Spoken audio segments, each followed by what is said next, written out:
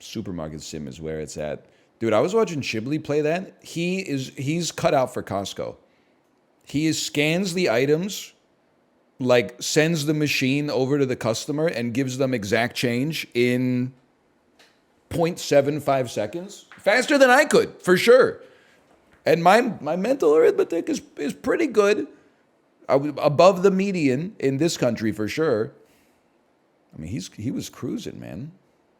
I mean, the median person's pretty bad at math. Probably because they have to learn Common Core now, where they give you the number 27 and they say how many 10s are there, and you write 2, and then it says how many 1s are there, and you write 7, and then it says how many 1s are there in total, and you write 7 again, and then they give you an X. And then the mom writes a paragraph under it and says, hey, teacher, could you please explain to me why this is wrong? When it said 7 1s was right and then 7 1s was wrong at the end. And the teacher writes another paragraph that's like, they made us teach this to them. I wish that we could not do this, but I'll literally lose my job if I don't teach them to break down the number 27 into 2 10s, 7 1s, and then 27 1s. I'm not even saying Common Core is bad. I'm just saying that in third grade math, it looks like a horrible way to teach math, but you may reap the dividends later. It's like how when I learned programming the first 2 semesters, you know what they had us programming in? We were programming in fucking BlueJ, bro. What the hell is BlueJ? BlueJ is like I don't even know what to call it. Like, it was like a fake IDE where you couldn't do anything wrong. It's the worst Java IDE. I don't even remember. I mean, we gotta be honest. It was like 8 or 9 years ago when I used BlueJ. I feel like in the first semester of BlueJ, we didn't even like run any programs. And then the second semester, the teacher was like, you can use BlueJ for this entire semester if you want, but I would really recommend that you use Eclipse. So we were rocking Eclipse. We were hitting that Control-Shift F5. Eclipse sucks ass now. Eclipse was abandoned. They lost the NetBeans war. Eclipse is whack too. Well, Java is whack to begin with, boys. So let's not hurt each other, okay? Hurt people hurt people.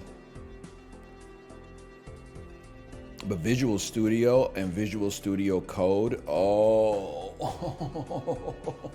man. First year CS student be like light mode NetBeans.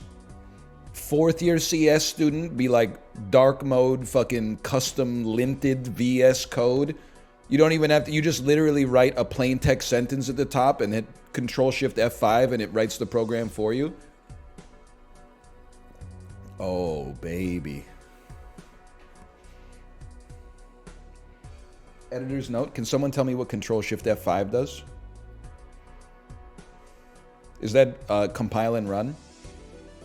That lady in Minority Report be like, run! Remember? Sorry, I'm literally just killing time until I get my call time here.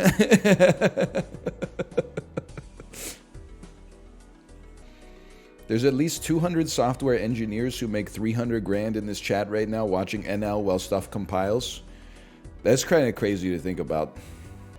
First thing that popped in my head is you guys should buy some gift subs, but honestly, no. I know that you're spending the money on the Reddit IPO. I wouldn't want to dig into that fund. I'm chilling. You don't need to buy gift subs. I'm just chilling. Of the languages I learned, I took 3 Java courses, 2 C# courses, HTML, CSS that then turned into Node.js and Angular, a front-end framework for web development. You're going to have opinions on all of those. C# is so elegant. Oh, I took 2 C++ classes as well. I really liked C# because it was like, you know, whatever you typed, it just did it. The verbiage, the nomenclature, the syntax was very easy to learn. Hey, Subserial, thank you as well. Thank you. But C++, you really felt like you were getting And I know the C programmers are going to be like, ha, ha, ha. And then the assembly programmers are going to be like, And then the people who wrote the fucking compiler in the first place are going to be like, And then the electrical engineers who built the chip in the first place are going to be like, And then the immortal deity that made the laws of physics in the first place is going to be like, well. But C++, you felt like you were getting under the hood a little bit. Like, when I wrote C#, I was like, any idiot could understand this. When I wrote some C++, I was like, this is just for me and the boys. But the worst programming language, the class was okay because the prof was goated. Worst programming language, Swift.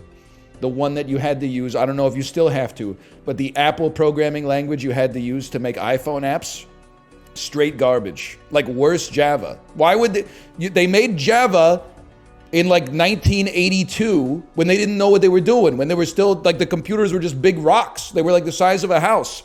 And then they made like Java but worse in 2011 or something. Like, what are you doing? So I don't know how that as far as I'm concerned, after I used Swift, I was like, whoever made that app where you're drinking a beer on the first iPhone probably should be working for like the NSA or something like that. Because I don't know how he got through maybe they didn't use Swift back then. Maybe they used something else, but I could barely get like a button to pop up on the screen in code. I had to use the visual organizer and then like drag the button onto the thing and I'm like, you don't understand, I don't want to do that. I want to write 17 sentences about how to put the button on the thing. Can you do one for the humanities, bros? That's way tougher. You know what's funny? I know listen, in college, the engineers dunk on the humanities students. They say, what are you doing getting your PhD in like Russian literature? It's not necessarily a great signal for your employment prospects. After college, the humanities majors dunk on the engineers because the engineers can't fight back. They are at work holding a blueprint with the hard hat on and like looking at a bridge or something like that. They literally can't defend themselves. What's crazy to me is I got to fight back on the humanities majors a little bit. I was in biology, which is kind of like the humanities of the sciences. I did take a reasonable number of humanities classes in university. I think it's important to have a well-balanced education. You know, there were people in my English and my classics classes that were like, we would talk and I'd be like, did you read the book? And they'd be like, nah, dude, I didn't read the book. I just kind of winged it on the essay. Then I go, oh, cool, what's your major? Thinking they're going to tell me they're like in physics and they just had to take this. And they're like, oh, my major is English literature. I'm like, you're paying like not a lot of money compared to what school costs in the US, but I was like, you're paying like $5-10 grand a year to get a bachelor's degree in English literature and you're not even reading the books? Like, what are you doing? In high school, that's like, sure, they're making you read the books, so maybe you're not interested, but like, your ass doesn't have to be here. I was going to be mad, but it's accurate. I mean, you basically said, I'm going to spend the next 4 years reading books. And then when they were like, read this book, you're like, nah, I'd rather not. Based? Well, I don't know. Wouldn't you rather like half-ass your way through? Like, okay, so you're going to be like, NL, humanities is important. I agree if you read the books. But like, if you're going to half-ass a degree, why wouldn't you half-ass one where like after you get it, you can use it to get a job more easily? If you're into the humanities, you should be passionate about the humanities and then like actually do the work so that it expands your mental. Are you logged on Discord? Is there a worse genre of chatter, no disrespect by the way, than guy who tries to herd the cats but is neither a herder nor a cat? Like, your ass isn't even involved. I'm just waiting for a message that's going to say, like, get started. I see Apollo right now is talking to Malf in a private Discord room. I don't think I'm ready yet. I don't think they need me. I was just asking. Oh, man. Okay, sorry, sheesh. Someone's got to say it, okay? I'm sorry. One of the smartest things I've ever said, and people want to shoot and kill me for it, is you want a streamer who has some contempt for his audience. It's the right way to do it. It's the way that the relationship should work. There should be a little bit of friction. I should resent the fact that I'm streaming a little bit, even though I appreciate it. And then you should sometimes be like, man, this motherfucker is like insufferable. That's the way that's the push and pull of the relationship. Otherwise, your ass will be watching like a streamer, like just alienating everyone on the platform. A streamer with the dim lights and then the key light and then their username and logo in neon behind them. And then anytime anyone subscribed at all, there would be like fireworks would go off and they would say like, oh my God, thank you for making my dream come true. And then on YouTube, they would be like, by the way, check it out. I just bought a Lamborghini Urus. You guys made my dream come true. It's a $250,000 luxury SUV. Like we're not doing that here. We're the fucking Joker and Batman. And I don't know who's who, but we're put on the earth at the same time. And we're a fucking twin star system rotating around each other.